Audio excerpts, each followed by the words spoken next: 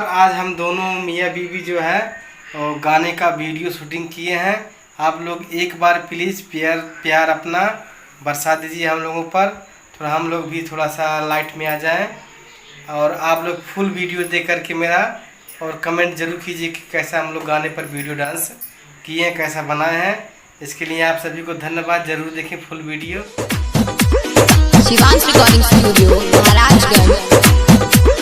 Music by Vineet Sharma.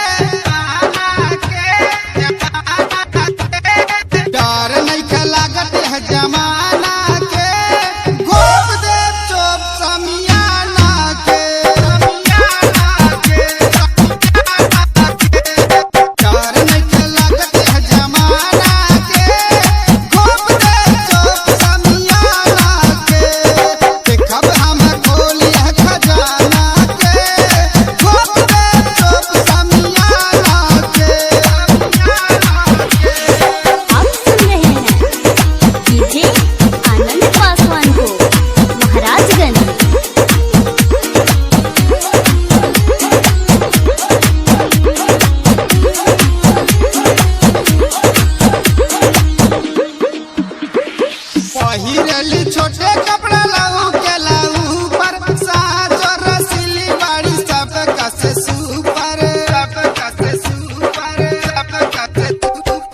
वही रेली। छोटे कपड़ा लाऊ के लाऊ पर साज और रसीली बाड़ी सब कसे सुपर। साई रंग